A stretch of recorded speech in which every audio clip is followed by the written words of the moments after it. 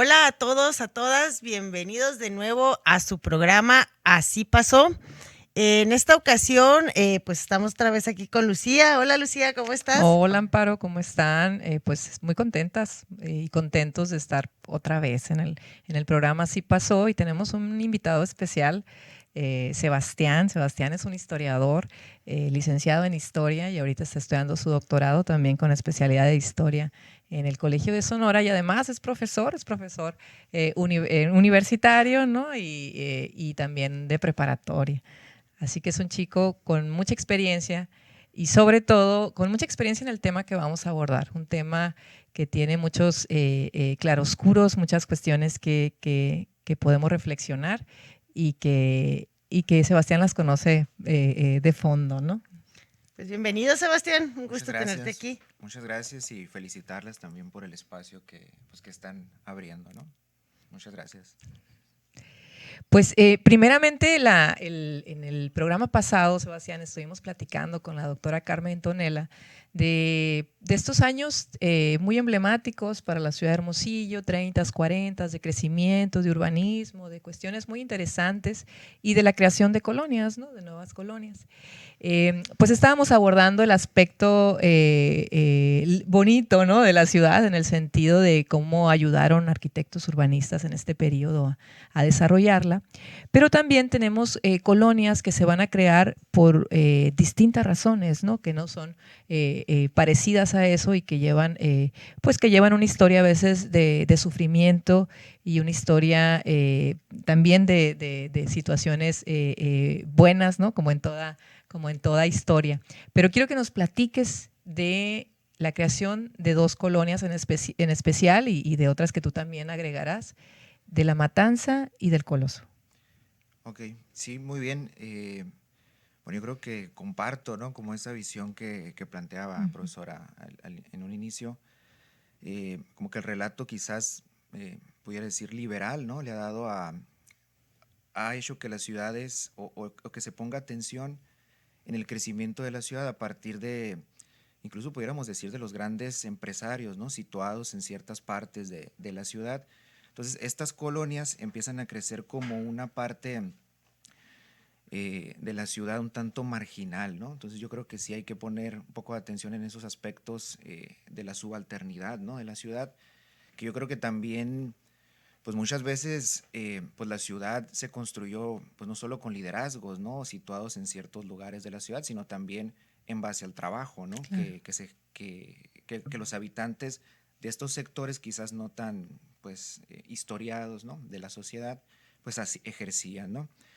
Y en ese sentido yo creo que por ahí empieza el surgimiento de la colonia La Matanza y luego vamos a hablar un poquito de la colonia El Coloso.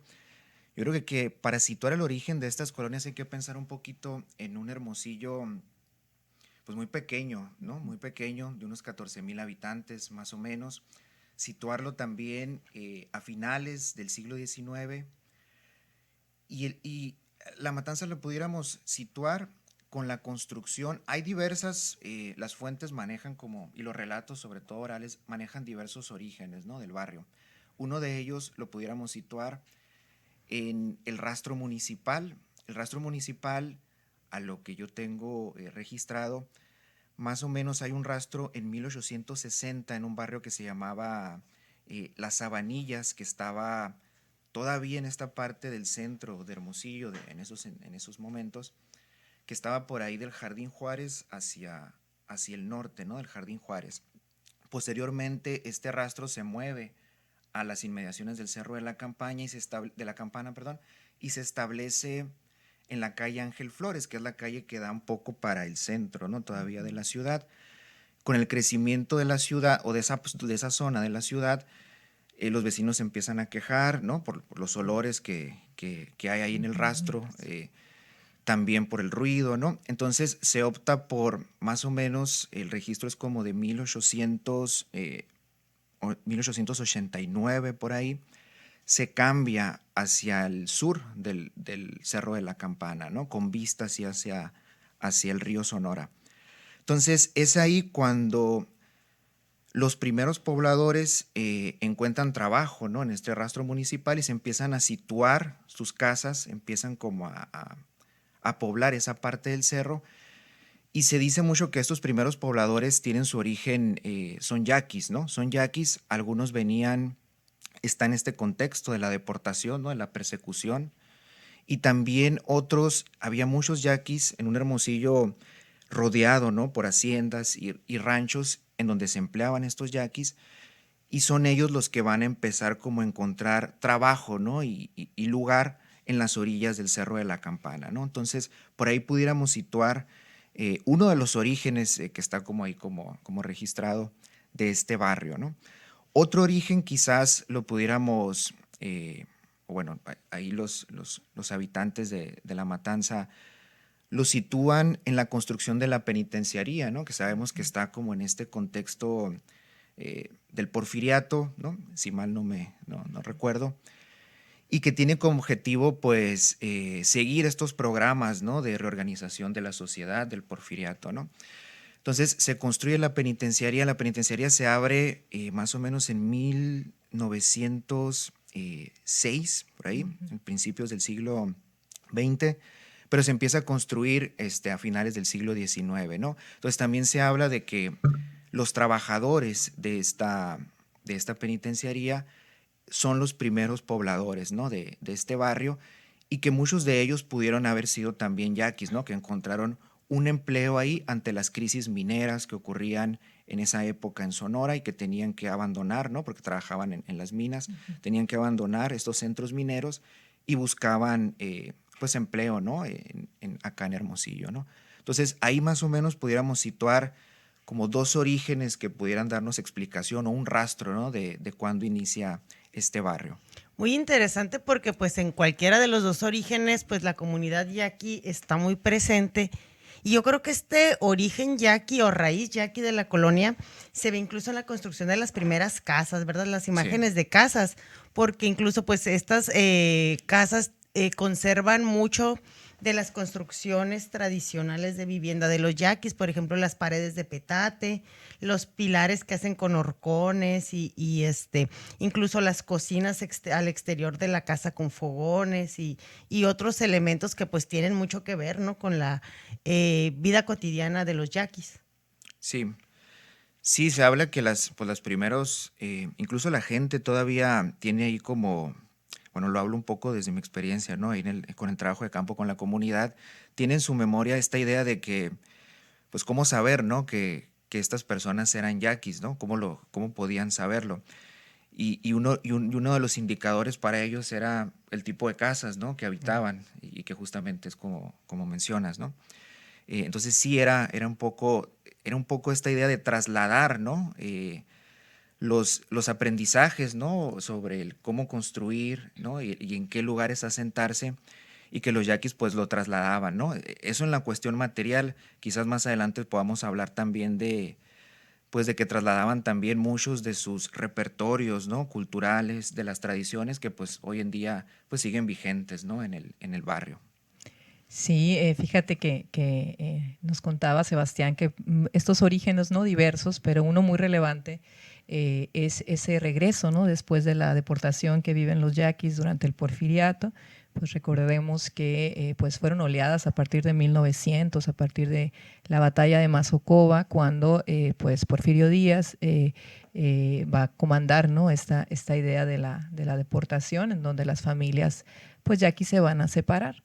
Y pues va a ser bastante trágico, ¿no?, el trabajo que van a hacer allá en Yucatán, en el centro de México. Y Sebastián nos habla del regreso, o sea, del regreso de esas personas, de los que pudieron regresar por los medios más complejos, más difíciles, caminando muchas veces, y del regreso también de otro momento que es en la posrevolución. Entonces, son dos regresos diferentes. Se van a sentar, ¿por qué se van a sentar en Hermosillo? No llegan hasta el Valle del Yaqui, ¿no?, en algunos casos. y cómo esta idea que nos comentas, cómo ellos conservan rituales, o sea, los mismos rituales que se llevaron a Yucatán, al centro de México, los van a practicar ahora en estas colonias, van a nombrar también a las colonias, ¿no? Con un sentido que los identifique como yaquis y que pues muchos habitantes actuales de esas colonias se siguen identificando como yaquis, ¿no? Así es, ajá. Sí, bueno, yo creo que el ritual es una parte, y hasta el día de hoy, ¿no? Como un elemento incluso identitario, ¿no? De los habitantes pues, del barrio de La Matanza y los otros barrios, ¿no? Donde también se ha ido, pues, expandiendo, ¿no? Este ritual. Y sí, esta parte del regreso está registrada, ¿no? Pues, en la historiografía como, pues, como un evento tortuoso, ¿no? Por parte de los yaquis, y que todavía algunos de estos elementos del regreso siguen vigentes, ¿no? En la memoria de los vecinos, que tienen relatos sobre ello, ¿no? O que al menos identifican algunos orígenes eh, en una época a lo mejor no todos tienen como una cronología, ¿no? Pero sí sí lo atribuyen a un evento violento, ¿no? Es decir, hablan de guerras, hablan de la revolución, hablan de la persecución de los yaquis, ¿no? Quizás un poco mezclado, ¿no? Entre las etapas históricas, Claro. pero sí hay esta idea de que el origen pues, de ellos y del barrio, pues tiene este elemento violento, ¿no? De Claro. persecución, y eso luego le da un poco como de un matiz de resistencia, ¿no? Claro. Al ritual, ¿no? Es decir, venimos desde hace mucho tiempo resistiendo a diferentes eventos violentos, ¿no? Así es. Y esos eventos violentos no han parado, ¿no? Porque el ritual todavía, y la dinámica de estos barrios sigue siendo como todavía amenazada, ¿no? Por Claro. otros eventos y por Sí, otros otras momentos, situaciones. pero sí hay esta idea, ¿no? Como de resistencia. También quizás hablar que el origen acá en La Matanza no está totalmente situado en esos retornos, ¿no? También a mí me gustaría como que se hablara también de que quizás, bueno, el ambiente violento sí tiene que ver, ¿no? Con las trayectorias de los yaquis, pero muchos ya estaban situados en la ciudad de Hermosillo, ¿no? Trabajaban como peones en las haciendas y en los ranchos de la ciudad. Haciendas como, y que en ese momento el ranchito, por ejemplo, ¿no? La colonia El Ranchito era una hacienda que estaba acá. Era un ranchito. Era un ranchito, ajá, sí. El Molino de Camus también, Sí. el Ejido El Zacatón, ¿no? También eran lugares donde trabajaban los yaquis Claro. como peones, y que en los momentos de la persecución empiezan como a acercarse más al centro de la ciudad, ¿no? Incluso es muy interesante ver cómo en estos lugares, ¿no? Por ejemplo, en el Molino de Camus, en el Zacatón, en estos que hoy en día pudiéramos llamar como pueblos, ¿no? Que están a los alrededores de la ciudad, se siguen manteniendo también las tradiciones yaquis. A lo mejor el ritual se ha modificado bastante, ¿no? Al de los pueblos del río Yaqui, y también es un poco diferente a los que se llevan a cabo en la ciudad, pero sí se mantienen, ¿no? Ciertos aspectos rituales, salen los fariseos, se construye una ramada, todo esto, y la gente en esos lugares también tiene esta idea de que ahí los yaquis enseñaron el ritual y se ha quedado, ¿no? Pues en la memoria colectiva, en la memoria ritual, ¿no? De los habitantes de ahí, ¿no? Entonces los orígenes están así como hay varios, ¿no? Varios orígenes que le dan pues esta característica, ¿no? Al barrio La Matanza. Luego también hay pues en la historia del barrio, quizás pudiéramos situar un poco ese origen, ¿no? En los yaquis, pero luego también hay muchas familias que vienen quizás ya más en la década de los 30, de los 40, de los 20 también, y que su origen ya no tiene que ver tanto con los yaquis ni con pues, la guerra y la deportación, sino que tiene que ver más con el Estado posrevolucionario, y también tiene que ver con esta lógica de pasar de los pueblos, ¿no? Del abandono quizás del campo hacia una sociedad más industrial, ¿no? Hay un despoblamiento de la sierra, ¿no? Está documentado esto un poco ahí, y en donde los habitantes de la sierra empiezan a migrar a las ciudades de Sonora y empiezan a ubicarse pues en barrios, pues que pudiéramos llamar marginales, ¿no? Porque es en donde encontraban un lugar pues para vivir, ¿no? Entonces, La Matanza empieza como a acoger, ¿no? A habitantes de diversos orígenes, y esto empieza a generar como algunos roces, algunos conflictos, que es lo que yo he visto, pero también empieza a darle como pues cierto crisol multicultural, ¿no? Al barrio. También, bueno, muchas de las familias del barrio, o algunas que se pueden situar así puntualmente, tienen también un origen chino, ¿no? Entonces el barrio es como muy cosmopolita, pudiéramos decirlo, ¿no? Para el Hermosillo de los años 20, 30, ¿no? Entonces están La Matanza, que Ajá. nos acabas de platicar, El Coloso, ¿no? Sí. El Ranchito, Ajá. el Mariachi, ¿no? Son las colonias donde podemos ubicar estos diversos orígenes, como dices, colonias marginadas, así es, Sí. que historiadores como tú han rescatado y que nos parece muy interesante. El Coloso, ¿cómo ubicarías o cómo identificarías ahí su crecimiento? El Coloso es un barrio que bueno, si La Matanza lo pudiéramos ubicar a finales del siglo XIX, el Coloso lo podemos poner como un barrio más reciente, ¿no? Más cercano a nuestros días. Ahí lo que yo he visto, que he hablado con pues con las personas del Coloso y lo que los registros dicen, es que ahí lo pudiéramos situar como a finales de los años 20 y a principios de la década de los 30 del siglo XX, ¿no? Eh, el Coloso es un barrio que está entre el Ranchito y el Mariachi, ¿no? El Ranchito y el Mariachi sí son barrios más de larga data, ¿no? Que pudiéramos situar en mitad del siglo XIX y que son como los primeros barrios marginales, ¿no? Entonces queda este terreno despoblado entre el Ranchito y el Mariachi y ahí se empiezan a establecer familias que venían del Mariachi y que también venían del Ranchito. Algunas de estas familias, quizás no todas, por lo que he visto, tienen este origen yaqui también, pero hay un punto ahí en donde se acentúa más la presencia yaqui en el barrio, que es cuando en el contexto de el contexto de la deportación, los yaquis participan, ¿no? Como bien sabemos en la Revolución Mexicana, y pasa en el contexto del reparto agrario, ¿no? De Lázaro Cárdenas, lo podemos situar, ¿no? A mitad de la década de los 30 del siglo XX, muchos yaquis encuentran la posibilidad de retornar, ¿no? A su territorio. Y se habla de que algunos que no encuentran lugar, ¿no? De que no encuentran tierras, ¿no? No encuentran acomodo en el territorio original, ¿no? En Potam, Bicam, ¿no? Los distintos pueblos, terminan en Hermosillo y encuentran en el Coloso un lugar despoblado en donde ya había algunas familias yaquis, pues un lugar para establecerse, ¿no? Otros de los yaquis que vienen en ese proceso de regreso, yo he visto que también se asentaron en La Matanza, ¿no? Es decir, hay relatos familiares que hablan de ello, ¿no?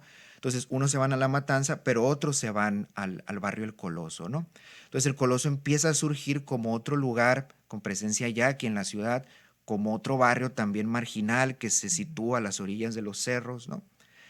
Eh, y también como otro lugar donde se empieza a llevar a cabo una nueva celebración, ¿no? De las tradiciones yaquis en Hermosillo, ¿no? También algo pues que yo he situado por ahí es que mucha de la gente del Coloso tiene su origen en la colonia, en la creación de la colonia militar en San Ignacio Río Muerto, ¿no? Con este reparto agrario y con la participación de los yaquis en la Revolución Mexicana, sobre todo el general Amarillas y otros de los generales empiezan como a abogar por la construcción de algunas colonias, ¿no? Militares, pues cercanas, ¿no? O en el territorio yaqui. Se crea la colonia militar en San Ignacio Río Muerto, más o menos en la década entre los 30 y los 40, lo pudiera situar. Y muchas de las familias que llegan a la colonia militar después se trasladan al Coloso, o algunas de las familias que ya estaban situadas en el Coloso se van a la colonia militar, ¿no? Incluso en la actualidad, a lo que yo pues he estudiado, todavía sigue como hay un intercambio, ¿no? Familiar y de conocimiento sobre las tradiciones entre la colonia militar en San Ignacio y los fiesteros del barrio El Coloso, ¿no? Entonces, todas estas trayectorias y dinámicas pudiéramos hablar, ¿no? De que ahí pudiéramos situar un poco el origen de este barrio, ¿no? Quizás otro dato ahí que pudiera resultar interesante es el nombre, ¿no? Del barrio, o los nombres de los barrios, porque pues el nombre de La Matanza, pues, mucha gente lo sitúa, ¿no? Como que es un lugar peligroso, ¿no? Y que te va a pasar algo y que por eso tiene ese nombre. Pero realmente tiene su origen en el rastro, ¿no? Municipal, porque pues ahí se mataban, ¿no? Las reses. Entonces la gente lo empieza a ubicar como el barrio La Matanza. Mientras que el Coloso, que me parece más, pues un poquito más peculiar el nombre, tiene su origen en una tienda, o eso es lo que los habitantes dicen, ¿no? En una tienda que se llamaba el Coloso de Rodas, que era una de las primeras tiendas de abarrotes que se establece en el barrio. Y como sabemos, en estos barrios, pues los abarrotes tienen esa función como de social, ¿no? Donde la gente se encuentra, donde la gente pues va y cuenta chismes, ¿no? Donde la gente del barrio se integra, entre otras cosas, ¿no? Entonces era muy popular ese abarrotes y algunas versiones dicen que le da el nombre, ¿no? Al barrio. Y me parece también pues peculiar que hace alusión a este Coloso de Rodas, ¿no? Que es de la parte de la, como de la, esta estatua, ¿no? Que estaba en la antigua Grecia, ¿no? Pero bueno, también son estos nombres, ¿no? Que utilizaban los comercios para atraer a los Ajá. clientes. Algo que me llama la atención de lo que mencionas tanto del barrio de La Matanza como del Coloso, es que sí son lugares como que permiten preservar la tradición yaqui, pero al mismo tiempo son lugares de apertura. Por ejemplo, ellos pues están integrando a la vida urbana, ¿no? Tiene que haber modificaciones, digamos, pues con respecto a la vida tradicional en el mundo rural. Y pues una de estas modificaciones son precisamente el acceso a bienes de consumo, como en este abarrotes precisamente, ¿no? Que Sí. pues ahí encontrarían productos, ¿no? Que se empezaban a utilizar como jabón, enlatados, etcétera, Ajá. etcétera, ¿no? Sí, incluso hay una crónica que rescata Alma Yolanda, ¿no? Ex compañera ahí del Colegio de Sonora, de una entrevista que hace a una mujer que vivió en el Coloso y que ella recuerda que era en uno de los abarrotes, ya el Coloso de Rodas estaba cerrado para ese momento, pero sí había otro abarrotes, ahorita se me escapa el nombre, pero ahí el propietario del abarrotes iba registrando los nombres de los yaquis que llegaban y también registraba cuándo fallecía y en dónde eran enterrados, ¿no? Había que ver dónde, quizás ese registro seguramente se perdió, ¿no? Pero pues de eso hablan, ¿no? Los testimonios de que pues el Abarrotes también jugaba como un poco como historiador o como archivo, ¿no? De lo que pasaba ahí en el barrio y en cuanto a los yaquis, ¿no? Qué interesante. Sí, y esto que comentas, ¿no? De yo creo que ya todo el mundo identificamos cuando van a ser las fiestas de Semana Santa, ¿no? Si pasamos por esas colonias, pues es muy notorio, ¿no? Que están en un festejo, ¿no? En un ritual. Sí, Y bueno, como dices, estas otras familias que llegan, que quizá no compartan el mismo origen yaqui, pues también se integran a ese tipo de claro, rituales. Es sí. muy interesante esto que es como aculturarlos hacia adentro. No sé Ajá. si me Al explico así. revés, ¿no? Al revés, así es, ¿no? Porque pues siguen participando. Y de la misma forma, tú también comentaste que pues sigue la resistencia, o sea, el ritual es una forma de decir, pues no han acabado con nosotros a pesar de todos los procesos amenazantes que hemos vivido, que seguimos Sí. viviendo, y en la actualidad podríamos también, o qué tipo de resistencias han encontrado los yaquis para poder seguir ejerciendo sus costumbres, ¿no? Sus tradiciones, y cómo la han resuelto también, ¿no?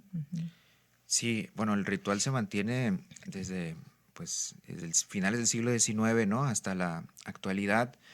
Hay un montón de cosas, ¿no? Que se pudieran hablar de cómo la gente, los grupos fiesteros, ¿no? Si los pudiéramos llamar de esa manera, han encontrado para sostener el ritual, ¿no? A pesar de la distancia la distancia histórica, ¿no? Temporal, y también la distancia, ¿no? Con los pueblos de origen.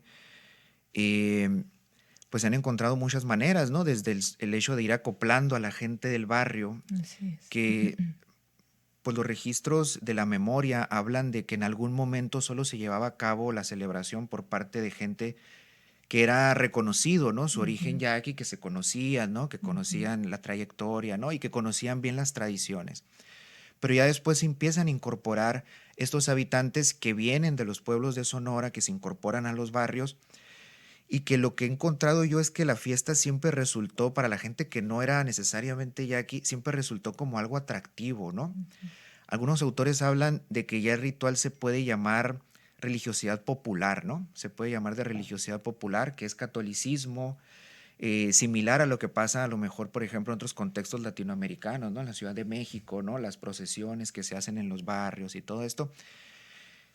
Puede ser, ¿no? Una forma de verlo. A mí me parece que todavía hay un componente y un, identitario, ¿no? Yaqui, que sigue como separado, ¿no? De la religiosidad popular católica. Pero sí, una estrategia fue acoplar a la gente, porque en algún momento empezaron a faltar actores clave, ¿no? En las posiciones de los rituales, ¿no? De la tradición.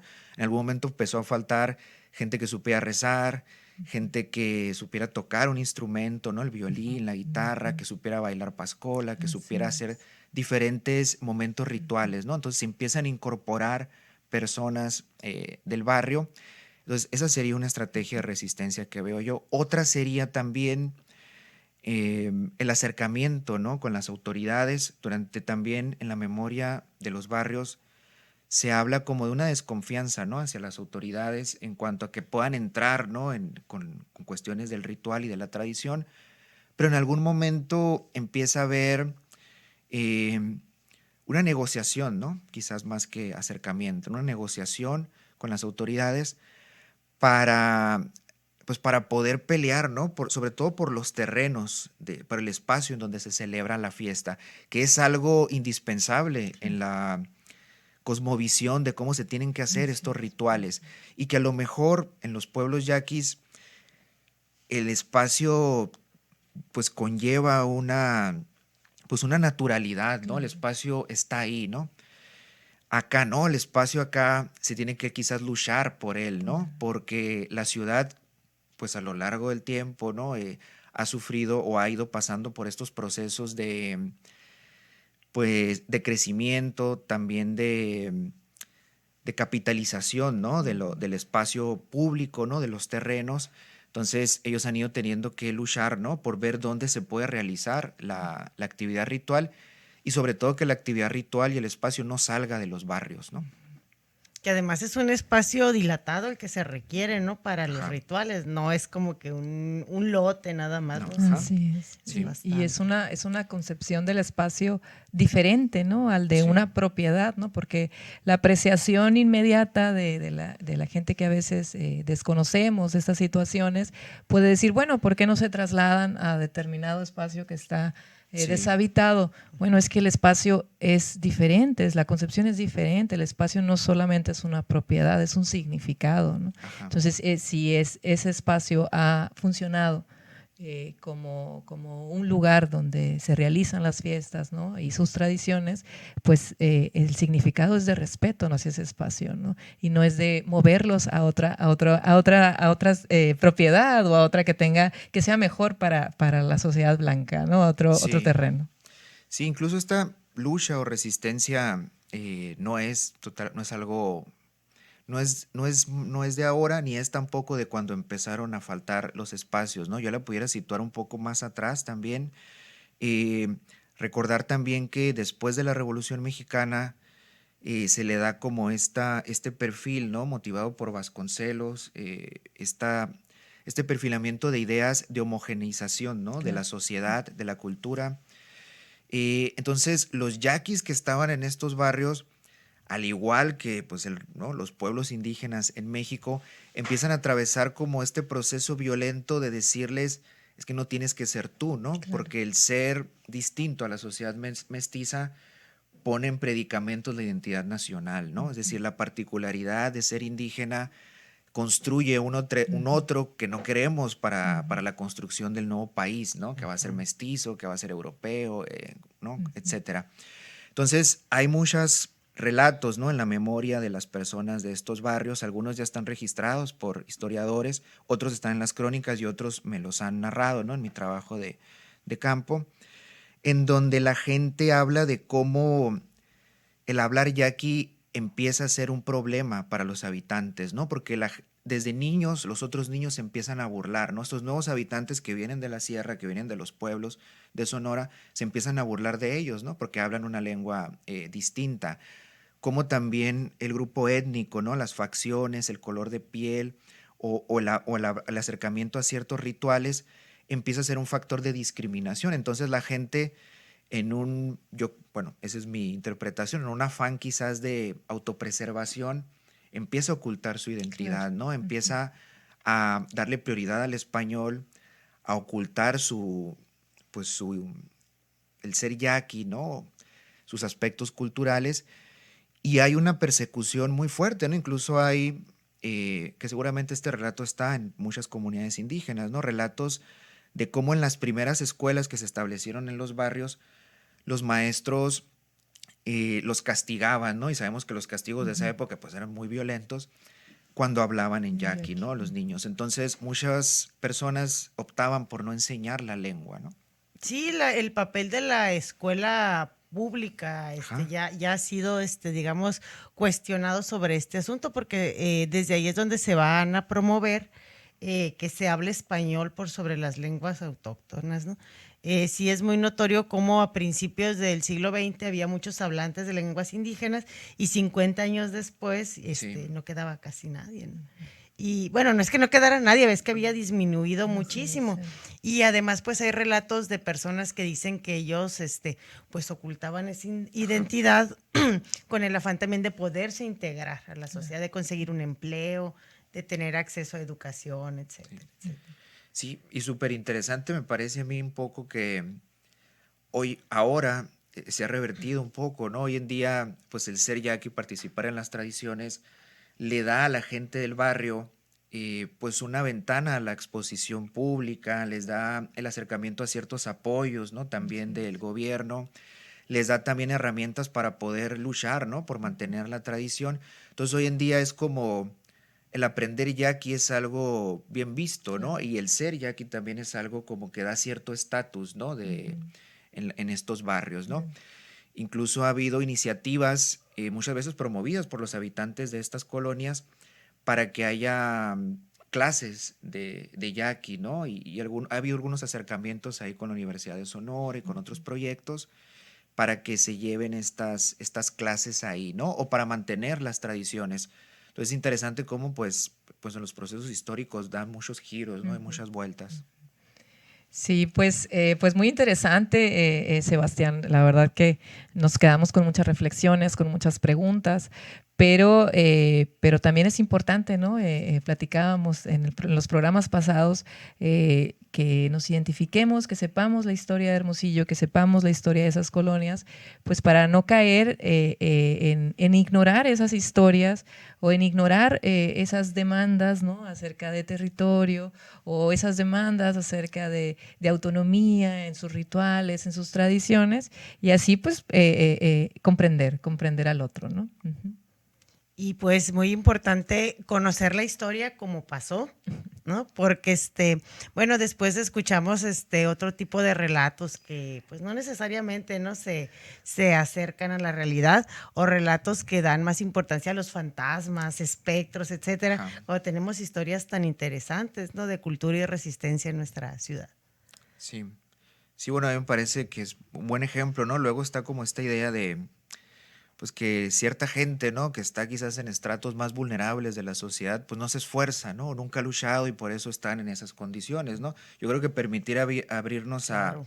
a estas historias, pues nos da a ver que pues han luchado un montón, ¿no? Y que muchas veces el desarrollo o el progreso de algún barrio, de alguna colonia, tiene que ver más con pues una violencia, ¿no? Que se está recibiendo desde afuera, ya sea desde el Estado, desde las grandes empresas, ¿no? O desde cómo funciona, ¿no? Se ha articulado nuestra sociedad, ¿no?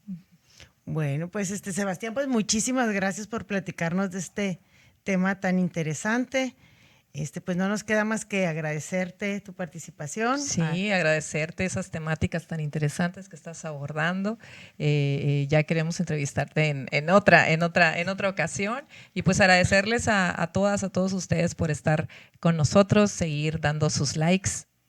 Suscríbanse, suscríbanse por favor. A Muchísimas HMO gracias a Producciones. HMO Producciones, a Francisco Cons y Ramón Munguía, que nos acompañan siempre detrás de cámaras, pues hacen que toda la magia Al suceda. archivo también, ahorita la sede en este momento. Que nos preste este escenario tan bonito. Escenario, así es. Bueno, pues muchísimas gracias. No olviden suscribirse, dejarnos sus preguntas y comentarios sobre qué temas quisieran que abordáramos. Y pues no se pierdan el siguiente programa de Así Pasó. Bye.